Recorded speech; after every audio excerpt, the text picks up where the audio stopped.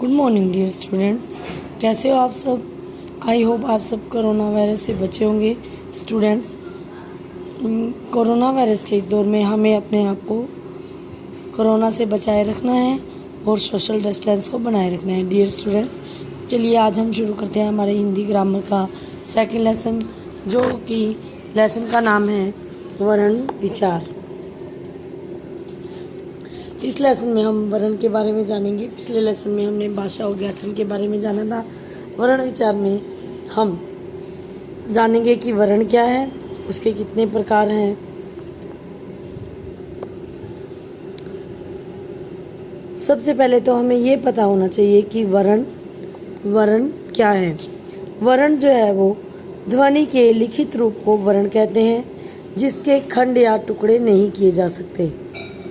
भाषा की मूल इकाई वर्ण है। तो डियर स्टूडेंट्स, वर्ण जो हैं वो उन्हें अक्षर भी कहते हैं। वर्ण और अक्षर दोनों एक ही चीज़ का एक ही नाम है।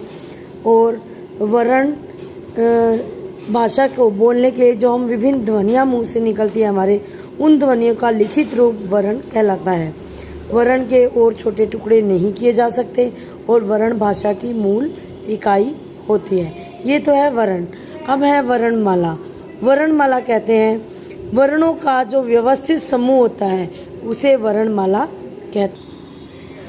स्टूडेंट्स, ये जो है ये इस चार्ट पर हमें वर्णमाला दिखाई दे रही है। ये देखिए, ये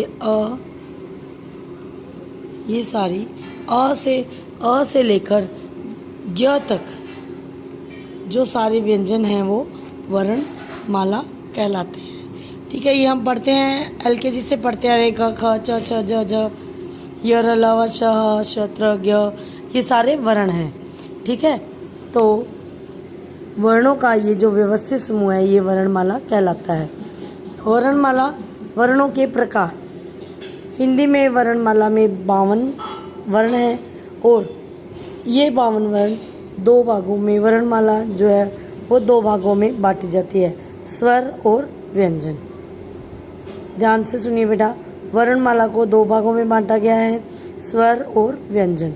स्वर वो होते हैं जिन वर्णों का उच्चारण करते समय मुंह से बिना किसी अवरोध के वायु बाहर आती है, उन्हें स्वर कहते हैं। इनकी संख्या 11 है, जैसे ए, आ, ई, उ, री, ए, ऐ, ओ, औ। ये सारे वर्ण हैं, सॉरी ये सारे वर्ण स्वर कहलाते हैं। उसके बाद है व्यंजन। इन वर्णों के अलावा जो भी अक्षर हैं क से लेकर ज्ञ तक, वो सारे व्यंजन कहलाते हैं। जो भी बाकी जो वर्ण हैं वह हमारी वर्णमाला में ये जो 11 वर्ण हैं ये स्वर कहलाते हैं और इसके अलावा जो सारे वर्ण हैं वो सारे वर्ण व्यंजन कहलाते हैं। अब है स्वर के भेद।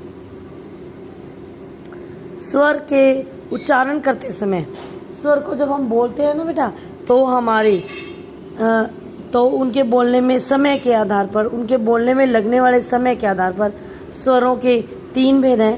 पहला है ह्रस्व स्वर, दूसरा है दीर्घ स्वर और तीसरा है प्लुत स्वर। ह्रस्व स्वर वे वर्ण हैं बेटा जिनमें, या वे स्वर जिनमें बोलने में बहुत कम समय लगता है, उन्हें ह्रस्व स्वर कहते हैं। इनकी संख्या 4 है। ये वर्ण है, ये स्वर हैं अ, ई, उ, री। बहुत जल्दी बोले जाते हैं बेटा, अ, ई, उ, री। इन्हें लघु स्वर या मूल स्वर भी कहा जाता है। उसके बाद दूसरा है दीर्घ स्वर, जिन स्वरों के उच्चारण में ह्रस्व स्वरों से अधिक स्वर यानी ये जो ह्रस्व स्वर हैं अ, आ, ई, उ, री, इनसे थोड़ा ज़्यादा समय लगता है, वो दीर्घ स्वर कहते हैं। इनकी संख्या 7 होती है। ये 7 स्वर है, ये 7 दीर्घ स्वर हैं आ, ई, उ, ए, ओ, औ। इन्हें गुरु स्वर या संधि स्वर भी कहा जाता है, क्योंकि इन वर्णों को छोड़कर सभी वर्णों में के उच्चारण में एक मात्रा से अधिक समय लगता है, इसलिए इन्हें दीर्घ स्वर कहते हैं। उसके बाद तीसरा जो स्वर का प्रकार है वो है प्लुत स्वर। प्लुत स्वर वो होते हैं बेटा जिन्हें बोलने में हस स्वर से 3 गुना समय लगता है। यानी हस स्वर जिस समय में बोल जाते हैं उससे दुगना समय दीर्घ स्वर में लगता है, और दीर्घ स्वर से भी ज़्यादा समय जिसको बोलने में लगता है, यानी हस स्वर से 3 गुना समय जिन्हें बोलने में लगता है, उन्हें प्लुत स्वर कहते हैं। प्लुत स्वरों का प्रयोग आजकल नहीं होता, लेकिन फिर भी प्लुत स्वर का संस्कृत भाषा में काफ़ी प्रयोग होता है। प्लुत इसको लिखित रूप में व्यक्त करने के लिए ये अंक दिया जाता है।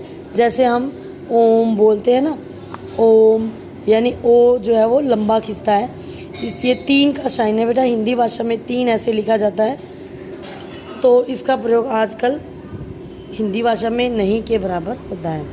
उसके बाद अन्य स्वर हैं। अन्य स्वर हैं अनुस्वार, अनुनासिक, विसर्ग, व्यंजन।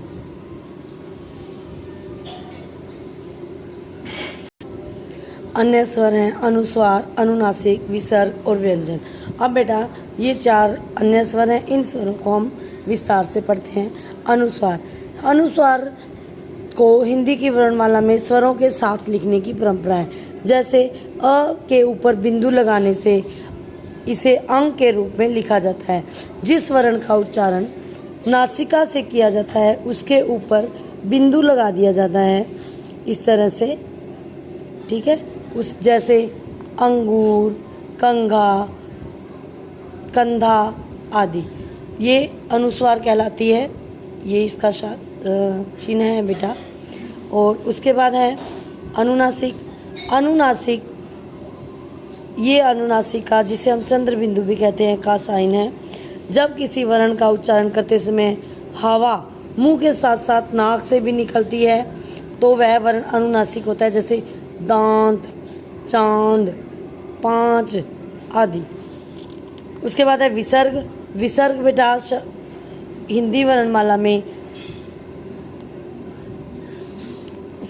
विसर्ग को स्वरों के साथ लिखा जाता है, परंतु विसर्ग को स्वर नहीं माना जाता, उसे व्यंजन भी नहीं माना जाता।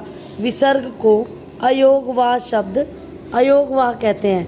ना तो ये स्वर है और ना ही ये व्यंजन। इसका उच्चारण केवल संस्कृत से आए कुछ तत्सम शब्दों के लिए किया जाता है, जैसे ततः, अतः, परातः, स्वतः आदि शब्दों में ये जो विसर्ग जो है वो लगाया जाता है। ये विसर्ग का चिन्ह है। उसके बाद है व्यंजन। व्यंजन बेटा जिन शब्द, अब हम स्वर के बाद व्यंजन करेंगे, वो हम नेक्स्ट वीडियो में करेंगे। Stay home, stay safe.